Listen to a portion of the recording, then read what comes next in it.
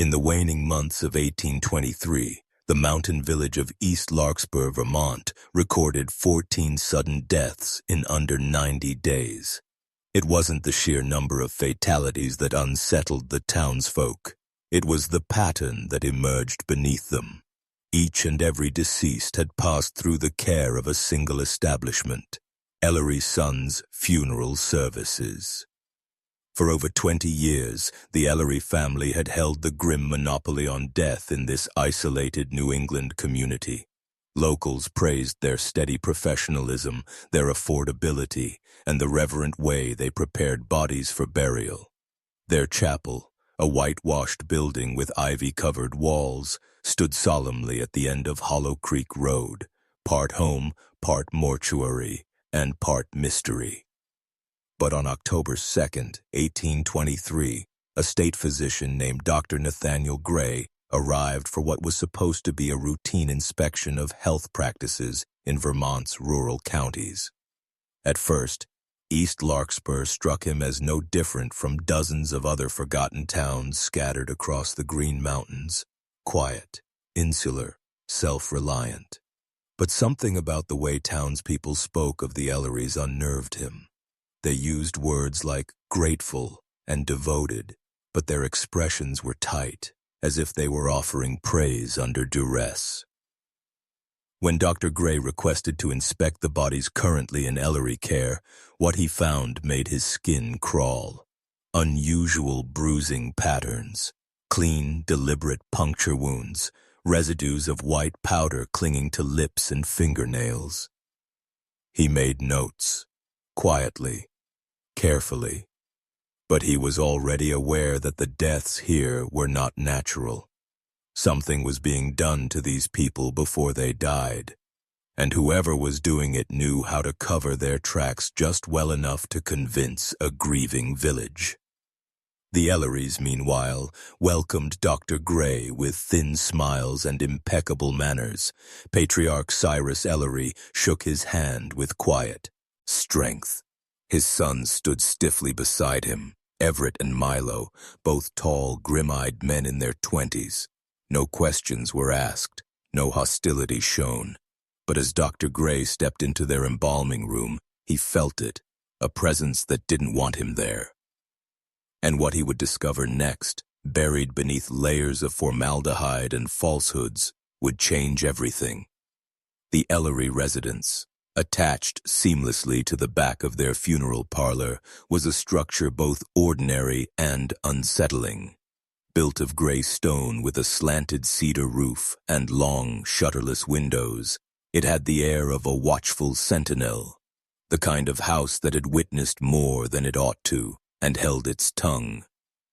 Behind it stretched a frost-bitten orchard and a modest barn, both seemingly abandoned but strangely well kept.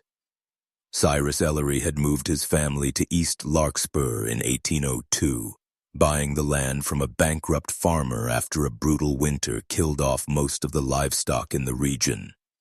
He claimed to have trained in Boston under a respected mortician, though no such name could be found in any official record. Still, the townsfolk welcomed him.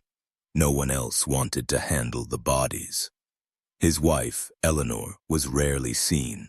Locals recalled glimpses of her in the early years, a pale woman with striking auburn hair and an expression that flickered between trance and terror.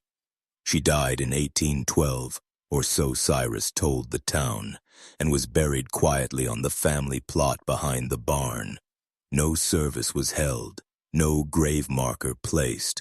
The Ellery sons were raised in silence. Everett, the elder, was said to be the more agreeable of the two, assisting with church burials and chatting with mourners, though never smiling. Milo, younger by 3 years, rarely spoke at all. He was often seen wandering near the river at dusk, mumbling to himself, his boots soaked with something other than water. A narrow staircase inside the home led to the family's private quarters on the 2nd floor. According to Cyrus, the home was off-limits to the public due to sanitation concerns, and no one dared question it. But Dr. Gray had seen enough New England houses in his travels to know when a wall didn't belong, or when a hallway led nowhere. During his brief tour, he noticed subtle inconsistencies. A rug that didn't quite align with the door it covered, a nail rusted through on a hinge that hadn't been opened in years, the distinct scent of antiseptic masking something fouler beneath. That night, Dr. Gray returned to his rented room at the East Larkspur Inn and began his report, but he didn't send it. Not yet. Something told him he hadn't seen the worst of it. Dr. Gray requested, as was his legal right under Vermont health ordinances, to examine the most recent bodies in the Ellerys' care. The family, expressionless and compliant, led him into the preparation chamber, a narrow room at the back of the house with slate floors, iron hooks, and the bitter stink of bleach clinging to every surface. 3 cadavers lay on wooden slabs, already washed and dressed in burial garments. The first belonged to Silas Greeley, a 70-year-old shepherd who'd supposedly died in his sleep 2 days prior. His death certificate, hastily scribbled, listed natural causes. But as Dr. Gray peeled back the collar of Silas's woolen coat, he saw something the certificate did not explain. A necklace of bruises beneath the skin, crescent-shaped, like the curve of fingers clenched in fury. The blood had settled unnaturally near the trachea, and when Gray pressed the sternum lightly, he heard a crack. Not age-related, force-related. Cyrus Ellery was quick with a story. Collapsed near the hearth, he said flatly. Must have landed badly. The second body was that of Caroline Mott, a 28-year-old widow who had fallen ill a week earlier. Gray noted a faint line of abrasions along her ribs, and inside her mouth, grains of white dust, like bone meal. He didn't have to taste it to know. Arsenic, common in rat poison. Rarely found on tongues unless ingested. Milo Ellery stood watching from the corner, saying nothing, his hands folded too neatly. When Gray questioned the strange powder, Cyrus said, "Likely ash from the chimney. She was feverish, burned logs all night. People do odd things when they're alone." But it was the third body that shattered the illusion. Peter Norcross, age 35, died of exposure, according to the ledger. But his skin told another story. Pinprick punctures lined his forearms, symmetrical, repeated. There were bruises on his thighs and upper arms as though he'd been restrained. Under the left fingernail, Gray found skin not his own, pale, rubbery, recently torn. He didn't speak, didn't accuse, not yet. Instead, Dr. Gray requested time to write his notes in private. The Ellerys allowed it. They had nothing to hide, they said. But as he left, Everett followed him outside and placed a hand on his shoulder. "Doctor," he said softly, "be careful walking alone at night. Roads are slippery." By morning, the quiet of East Larkspur had returned. Chimneys coughed up smoke. The bakery opened its shutters. The old men resumed their card games on the inn's porch. But for Dr. Gray, sleep had been elusive. The bruises, the punctures, the arsenic, it didn't add up to suspicion anymore. It added up to murder. He spent the next day interviewing townsfolk under the guise of a medical census. What he found disturbed him more than the bodies. People here knew something was wrong. They just didn't say it. Mrs. Delacrae, who had lost her niece to brain fever 3 weeks earlier, admitted that the girl had been improving until she received comfort tonics from the Ellery home. Reverend Halcombe, a man of strict propriety, confessed in a hushed voice that he'd seen Milo Ellery digging near the orchard late at night, long after burials were scheduled. And the grave digger, old Mr. Phelan, swore that sometimes coffins arrived heavier than they should have been. "Dead don't bloat like that in 2 hours," he mumbled. "They don't move either." but none of them would testify. Why? Because the Ellerys had buried nearly every family in town. They were the caretakers of the dead, the guardians of ritual and peace. Speaking against them felt like cursing your own ancestors, and besides, the Ellerys gave when others didn't. During the hard frost of 1819, they offered burial free of charge. They built coffins for paupers. They brought soup to the sick. They opened their parlor to orphans. In East Larkspur, that counted for more than suspicion. "Doctor," Mrs. Cray said, her voice a whisper, "sometimes we see things, but we don't always look at them. Not all kindness is holy." That night, Dr. Gray tried to write his report again, but the words slipped away. What he was compiling wasn't just a list of violations. It was an indictment of an entire town's silence, a silence paid for in corpses. He lit a lamp, opened his medical bag, and stared at the notes he'd taken. 3 bodies, 3 lies, and beneath them, a family smiling too politely. It wasn't just a funeral home anymore. It was a factory. And he was certain. The dead weren't arriving. They were being made. The next morning, Dr. Gray returned to the Ellery property under the pretense of needing additional health records for his state report. Cyrus Ellery welcomed him, calm as ever, hands folded neatly behind his back. The patriarch led him through the viewing room, across the embalming table, and once again into the scent-soaked corridors of the rear hall, the room where death was cleaned and made presentable. "I must examine your storage cellar as well," Dr. Gray said coolly, referencing a new regulation he invented on the spot. Cyrus hesitated for a breath, only a breath, then nodded. "Of course, it's just through here." The cellar door was narrow, carved into the rear wall like a secret best forgotten. The stairs creaked downward, vanishing into the earth.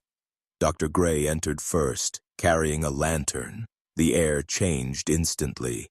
Colder, damper, wrong. The smell of wet stone mingled with something metallic and sweet. It was what wasn't there that alarmed him most.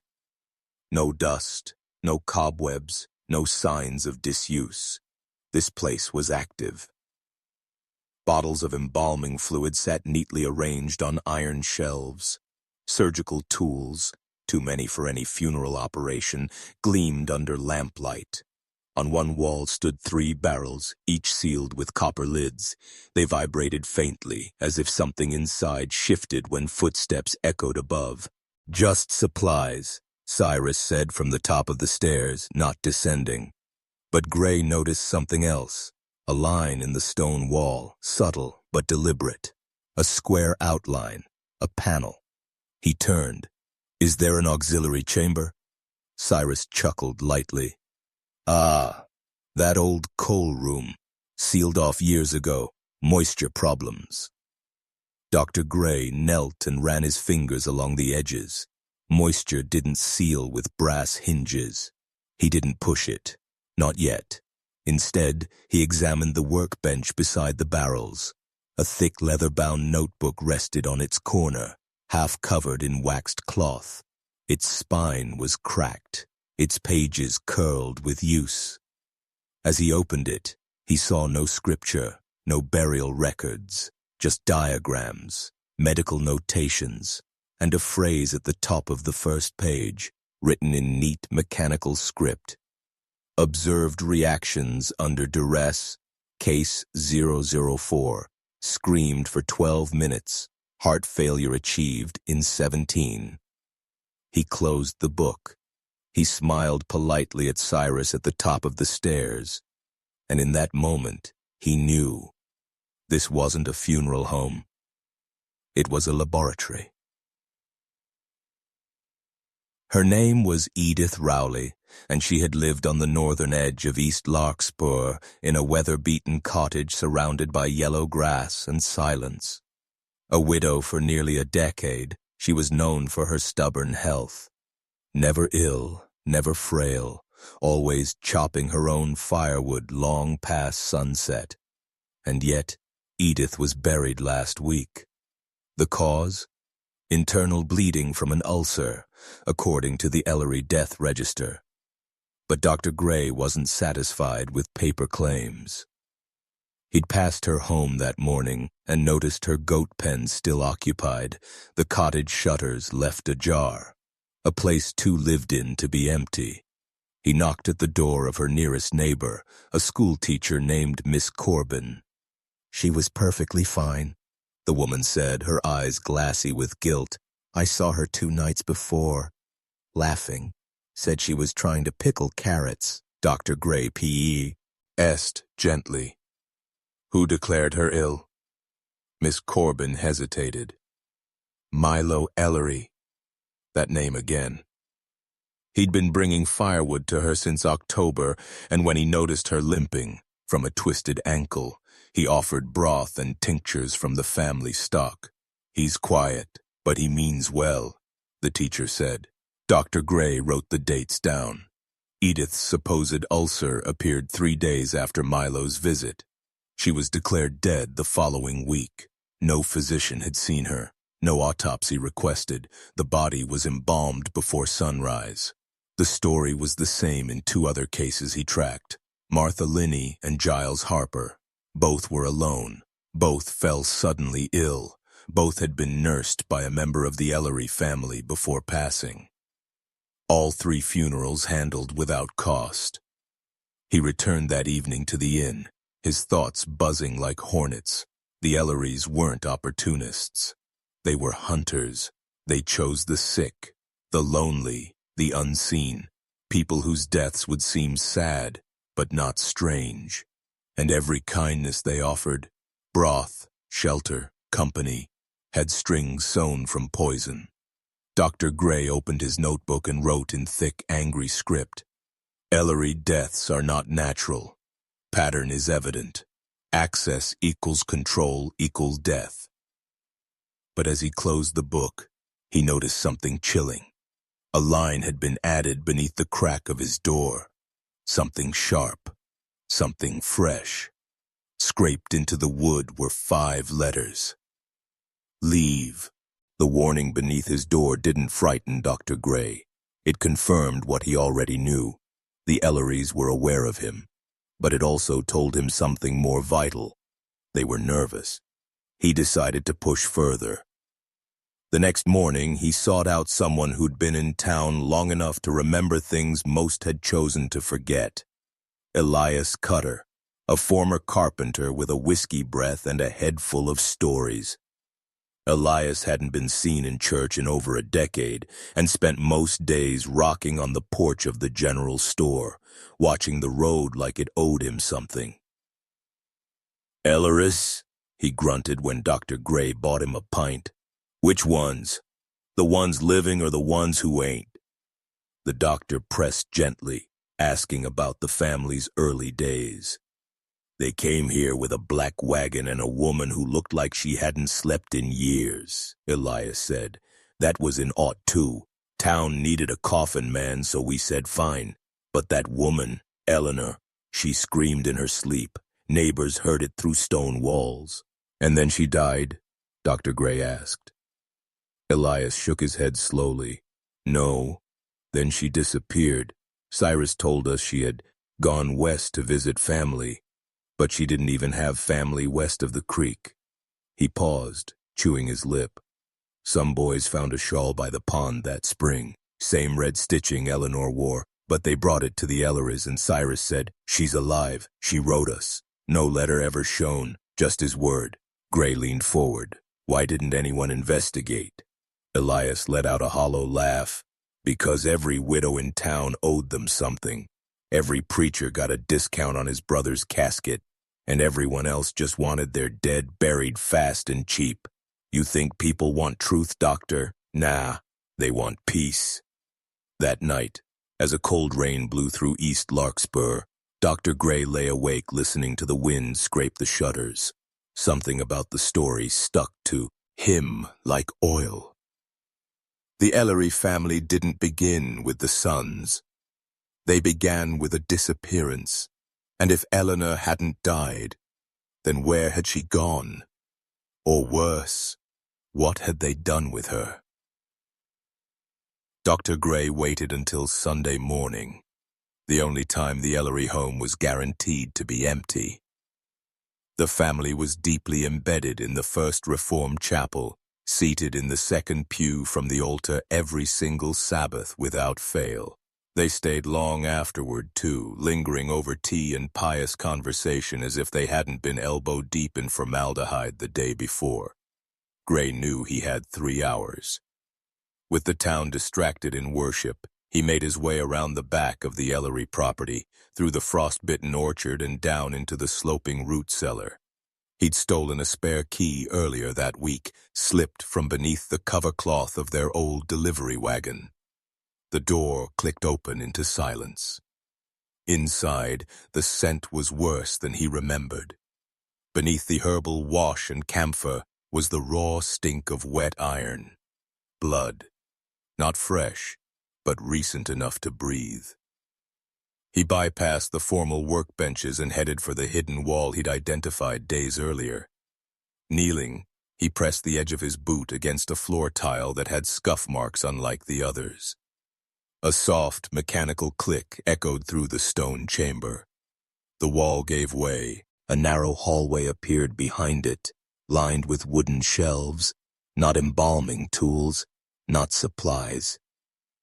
Ledgers, dozens of them.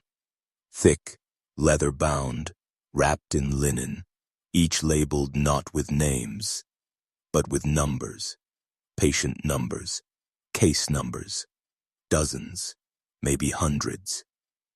He grabbed the most recent volume. Inside, page after page of handwritten entries in 3 different hands. Cyrus, Everett, and Milo. The entries were structured, almost scientific. Subject, 118. Male, 42. Widowed, unclaimed estate. Initial exposure to poison, tincture of foxglove, successful. Time to heart failure, 39 minutes. Post-mortem integrity, good. No struggle. Procedure replicable. Subject 119. Female, 31, unmarried. Chloroform administered under pretense of headache tonic. Subject revived mid-procedure. Required restraint. Buried within 12 hours to limit evidence. This wasn't a business. It was a long-running experiment. But what chilled him most was the footnote scribbled at the bottom of one of the final pages. Dr. N.G. observing. Premature. Accelerate exit strategy. Remove if necessary. N.G. Nathaniel Gray. They knew. He slipped the ledger into his coat, replaced the rest, and closed the wall just as the church bells rang in the distance. The Ellerys were coming home. Dr. Gray didn't sleep that night. He sat at his desk in the inn, lantern flickering, rain tapping the windows like fingertips. The stolen ledger lay open beside him, a stack of copied notes growing by the hour. Each page was worse than the last, not just a record of murder, but of methodology. Victims weren't chosen at random. They were culled, single, sick, isolated, without kin. The pattern was surgical. He needed proof beyond paper. He needed bodies, something a sheriff could see, hold, bury again. So he returned to the orchard. The Ellery family cemetery was small, unmarked, and surrounded by a low stone wall. 6 crude headstones lined the edge, but Dr. Gray wasn't interested in those. He was looking for the places where no one mourned, no hymns were sung, no soil turned by grieving hands. Behind the barn, where the earth sloped toward the woods, he found it. A patch of ground, oddly flattened. No grass grew there, though the surrounding orchard was thick with it. He jabbed the soil with the butt of his walking stick. Hollow, light, grave dirt. By dawn, he'd uncovered the edge of a wooden box. Not a coffin. A crate, reinforced with tar-lined seams and smelling of rot. Inside were 3 bodies, layered like cargo. No shrouds, no embalming. Stripped, dumped. One was a child, no more than 10. Her skull was cracked, her fingers broken, her eyes sewn shut. The second was an elderly man with a rope burn circling his neck, a coin still clutched in his left hand, payment for services never rendered. The third, he recognized, Edith Rowley. Her tongue had been removed. Gray staggered back, bile rising in his throat.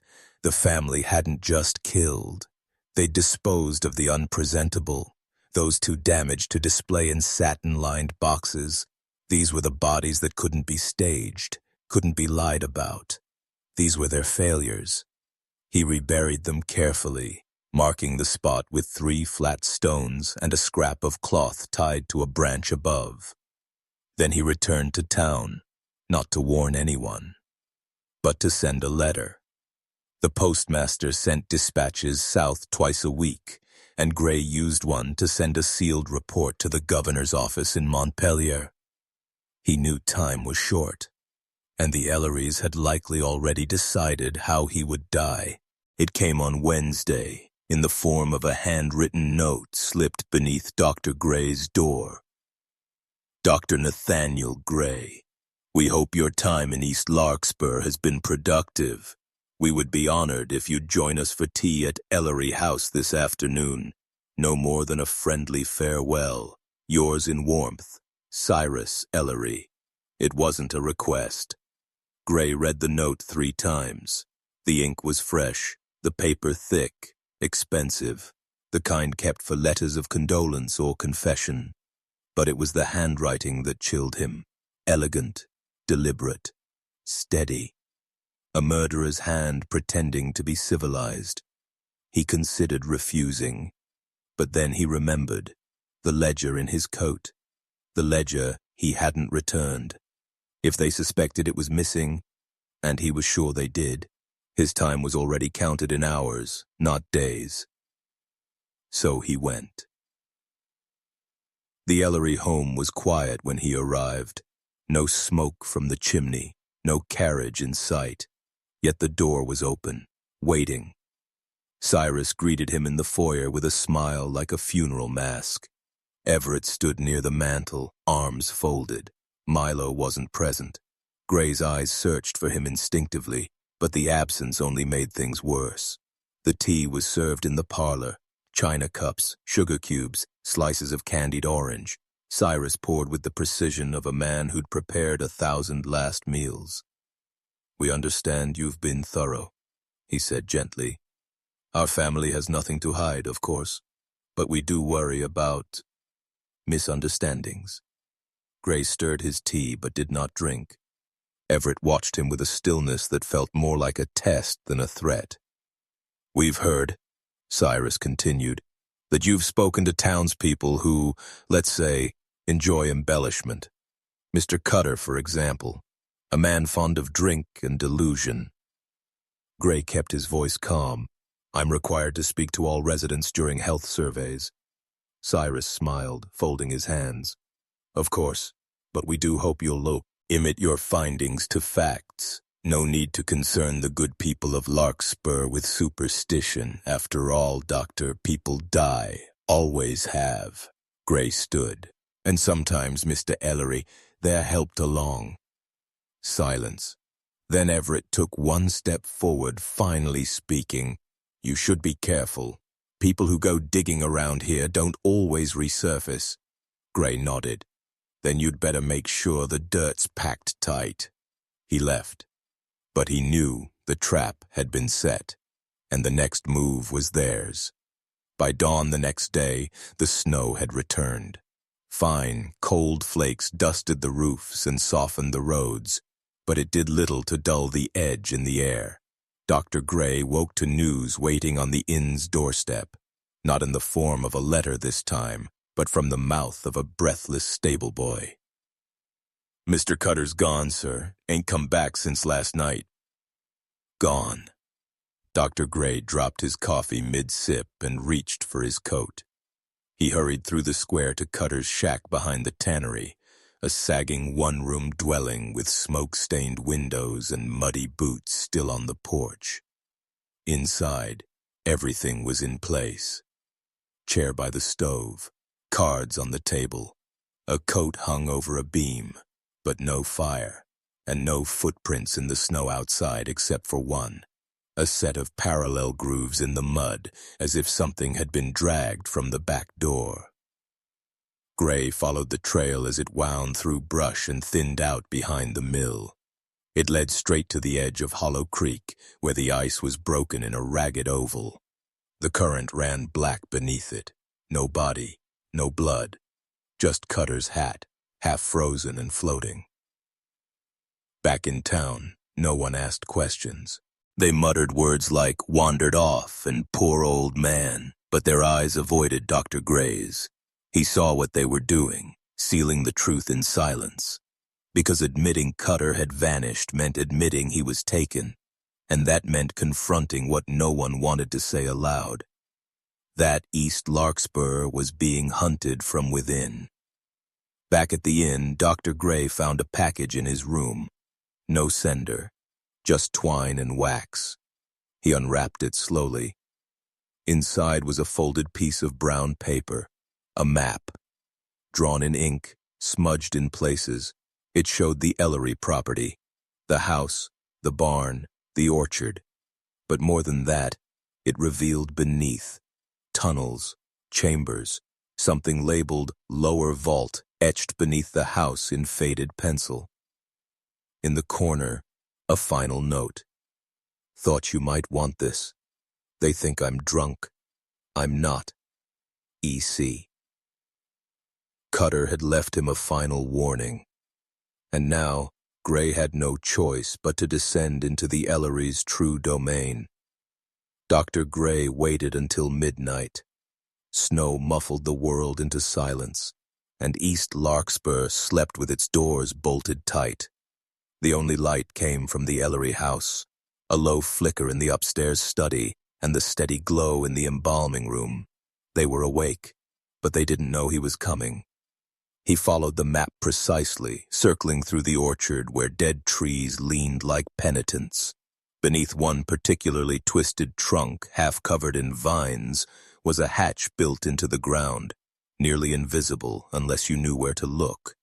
He pried it open. The ladder descended into stone darkness. Moisture slicked the rungs. He struck a match and lit the lantern he'd brought from the inn. The air was still, no wind, no breath, just the slow drip of water and something else, a low hum, like metal singing in the cold. The tunnel was narrow, hewn by hand, reinforced with beams marked by soot and rot. It twisted beneath the property in ways not shown on Cutter's map, branching unexpectedly, like veins. And then it opened into the vault, a massive chamber carved beneath the Ellery property, smooth stone, a ceiling braced with rusted iron supports, the walls lined with shelving, not for books but for bottles, hundreds of them, each labeled in spidery handwriting with numbers and short descriptions. S087, liver, male, age 34. M102, brain tissue, seizure test incomplete. C044, eyelids, twitch response active, 3 minutes post-mortem. But the centerpiece was worse. A long steel table in the center of the room, flanked by drains and shackles. Beside it stood a cabinet, doors ajar, filled with instruments too precise to belong to any funeral home. These were surgical. He opened a drawer. Inside were rows of syringes, some filled with amber liquid, others with pale blue. A small vial was labeled adrenaline burst, extended window, E-test. On the table lay a journal. It wasn't the same ledger from before. This one was handwritten by Cyrus himself, neat, patient, obsessive. Procedure 17. Subject showed signs of awareness under compound. Vocal cords functional. Pain reflex delayed. Screaming observed for 19 minutes. Improvements noted. New batch required. Gray turned the page. The last entry chilled his blood. Visitor is getting too close. Must be dealt with soon. Will preserve brain intact for analysis. Curious what he dreams about. He closed the book. They weren't just studying the dead. They were preparing for him. Dr. Gray didn't hear the first set of footsteps. They were too quiet, too practiced, the kind that come from years of moving through the dead unnoticed. He had just slipped the journal into his coat when a faint creak echoed down the tunnel, a whisper of motion, then a voice, deep and dry as a church pew. I thought I smelled something living. It was Everett. Gray's lantern wavered as he turned, facing the long corridor that led back toward the orchard. Everett's shadow loomed tall against the wall, his face half lit by the glow of his own lamp. His eyes didn't blink. He carried nothing in his hands, no weapon. He didn't need one. You're not supposed to be here, Everett said, stepping forward. Gray didn't respond. He was gauging distance. Could he run? Would the tunnel split in time? I admire your curiosity, Everett said. Truly, most outsiders just passed through, but you had to dig. He gestured toward the shelves of bottled remains. Do you understand what we've built? Do you see the miracle here? Gray finally spoke. You're not studying death. You're rehearsing it. A faint smile curled Everett's mouth. And you're not just a doctor. You're a witness, which is much harder to bury. From behind, a second set of footsteps. Cyrus. He emerged slowly from the opposite tunnel, closing the path behind. His coat was immaculate, his hair combed back like he'd just returned from church. But his eyes were wrong, pale, hungry, void of soul. You could have been part of it, he said. Learned something eternal. We take the lost, the forgotten. We turn them into knowledge. Dr. Gray backed toward the steel table in the center of the vault. I'm not afraid of you, he lied. Oh, Cyrus said gently. You should be. The two men stepped forward, hemming him in. Then, suddenly, noise. From above. The hatch burst open. Lantern light spilled down. Voices, multiple. Sheriff B. Ellery. Two deputies. And behind them, the postmaster, holding Gray's letter, eyes wide with disbelief. We got your message, Burley shouted. Back away from him, now. Cyrus didn't move. Everett's lip twitched. And Gray realized they weren't finished, not even close. But now, their secrets weren't underground anymore. They were coming into the light. The standoff in the vault was brief, but its echoes would carry through East Larkspur for generations. Sheriff Burley, pale as the snow outside, barked orders with a tremor in his voice. Drop your lights, hands where I can see them. Step away from the doctor. Cyrus complied first, calmly lowering his lantern to the ground. Everett hesitated longer, jaw clenched, until one of the deputies raised a pistol. Only then did he retreat a step, hands up but fingers twitching, like he was still calculating, still choosing angles. Dr. Gray, heart pounding in his ears, handed over the ledger. There's more, he said. Behind that panel, the walls, the shelves, the child. He couldn't finish the sentence. Burley's men searched the chamber while Cyrus and Everett stood in silence. Bottles were catalogued, cabinets opened. The steel table, with its rusted clamps, was photographed in sketches and recorded in shaken testimony. But the final horror was uncovered just beyond the vault. down a corridor that hadn't been on Cutter's map. A second chamber, circular, stone benches around the edge, and in the center, embedded into the dirt floor, a pit lined with bones. Not skeletons. Pieces. Rib cages, skulls, a child's shoe. They found 13 bodies that night. Only 6 could be named. Word spread by dawn. The town awoke to a world forever changed. Families wept. Graves were reopened. The church bell rang not for a sermon, but for mourning. And yet, no one could find Milo or Eleanor. A search was organized. Bloodhounds, mounted ridders, a dozen lanterns sweeping through the woods and riverbanks. Nothing. Some claimed to have seen Milo watching from the trees just past the orchard. Others swore Eleanor's shawl had reappeared on her own grave, though no one could prove it. The barn burned the next night. Whether by accident or vengeance, it was never determined, but many believed Milo set the blaze himself, a cleansing or a warning. Cyrus and Everett were taken under armed guard to Montpellier. Along the way, Cyrus confessed nothing, not remorse, not fear, only pride. "We were pioneers," he said. "People fear the unknown because it smells like the grave, but we welcomed it." Everett never spoke again. He simply stared at the floor of his cell, lips moving silently as if reciting a prayer or a formula.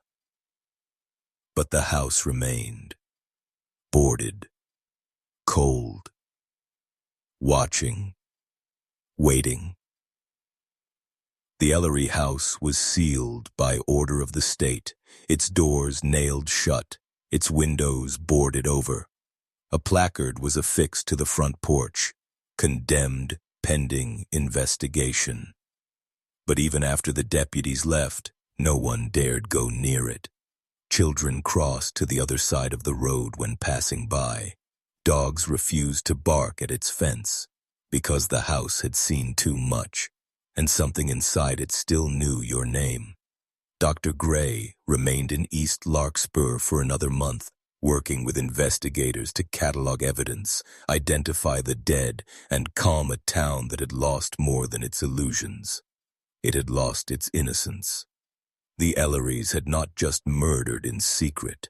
They had done so with the consent of silence, wrapped in the guise of charity and public service. They had turned grief into a science and trust into a weapon. Cyrus Ellery was hanged in late spring. The execution was private. No witnesses beyond the sheriff and a priest. His last words were brief: "You will bury me, but you'll never bury what I started." Everett died 6 weeks later before trial, poisoned. Authorities never determined how he obtained it. Some blamed a jailer. Others whispered that Eleanor had returned to finish what her family began. Milo Ellery was never found. Over the years, sightings were reported from as far as New Hampshire and upstate New York. A quiet man offering funeral services under a false name, always disappearing when questions arose. Some say he returned to East Larkspur once, decades later, to place a stone on the ground behind the orchard. A child's name was carved on it. No one touched it. And the house? It stood empty for 23 years. Then, in 1851, a traveling doctor purchased the land, unaware of its history. He lasted 4 nights before leaving in the dead of night, pale and shaking, refusing to speak of what he'd seen. When new owners tried to renovate in the 1870s, workers discovered bones beneath the hearth and an entire wall of preserved organs sealed in jars. The work stopped. The house was abandoned again. Now the orchard is gone, the fence rotted, but the foundation still stands. Locals don't mark it on maps. Children don't play near it, and those who remember, or heard stories from those who did, speak of one last horror. On quiet nights, if you stand near the old cellar door, you can still hear scratching, and sometimes a voice calling your name.